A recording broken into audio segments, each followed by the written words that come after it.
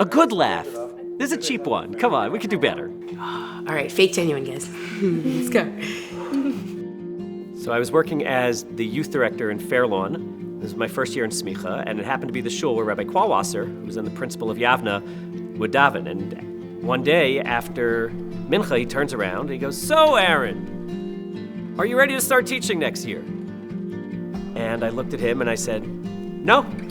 And next thing we know, here I am teaching at Yavneh. And 21 years later, I'm still here, and it's been an incredible, incredible run. You know, there are some people that know a little bit about everything. Somehow Rabbi Ross seems to know everything about everything. It's rather well documented that Rabbi Ross is really smart. He's also entirely wacky. All of these videos, the chicken videos, the dinner videos, the 6th, 7th, and 8th grade videos, they're Rabbi Ross's brainchild. He's hysterical. He knows tremendous amount about music, about movies, things that no one would know about. That allows him to weave in modern pop culture into his classes today. I think it also allows him to relate so very well to today's learners. If you talk to his students, they're mesmerized by his vast knowledge of almost everything, especially his ability to connect everything to a Simpson episode. Between his capability as an educator, his world of knowledge, and his ability to share it with me, it doesn't get much better than that. However, you might not know what his real interests are. If you really want to know Rabbi Ross's true talents, though, it involves the fact that he is a master chef, a trivia expert, and a history genius. When our oldest Shmuel was entering 6th grade, one of his teachers was Rabbi Ross for Mishnah. He has to write a report card for his own child, and the person who would read it as a supervisor is himself.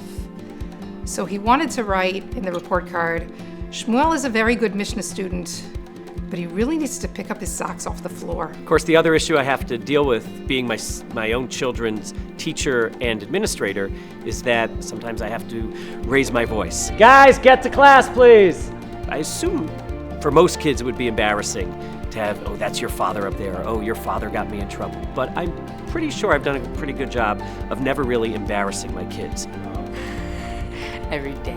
During lunch? I went to that school for 10 years. During lunch? Every single day. During lunch when he screams and then I come after recess and I'm just like, your face is red. You would write UIOJ on the board, and if you had a petty question on the test, you would point to the UIOJ, use your own judgment. I was in his 6th grade Mishnah class, and I remember it very clearly. He told me to bring a chair to my desk and sit down.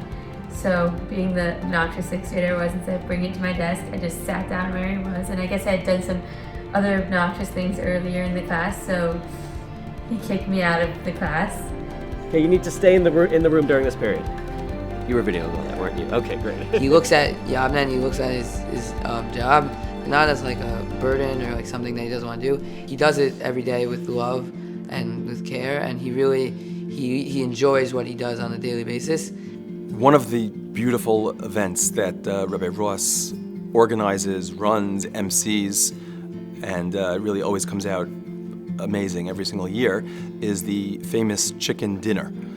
And Rabbi Ross put his stamp on this chicken dinner by adding some humor, asking the kids when they give a Dvar Torah to wear this funny-looking chicken hat. In fact, sometimes leading up to it, he even likes to try it on a little bit, walk around the school with it.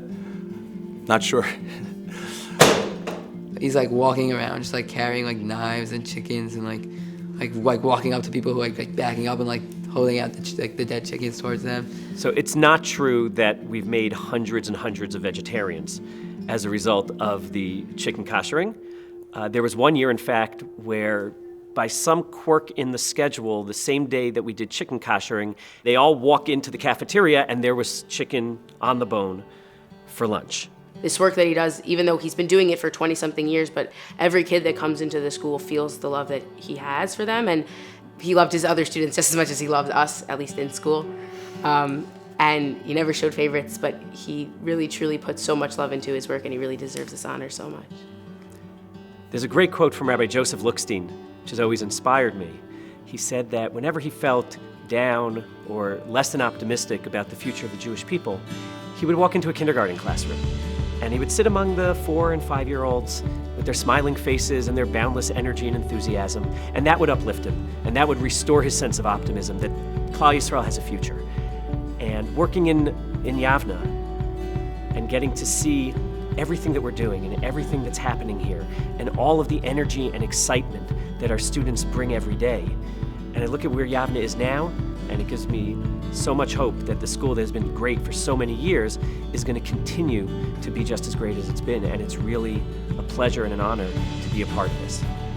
Faculty here are truly amazing. Just like we say the students like to come to school because that's where their friends are, I like to come to school because that's where my friends are, because that's where the people who I enjoy working with are. Rabbi Ross, as a friend, as a colleague, and as an admirer, it gives me great happiness to wish you Mazel Tov this evening on a so richly deserved honor. Thank you for everything you do for us at Yavneh. Extended Mazel Tov to the entire family on this beautiful honor this evening. Mazel Tov.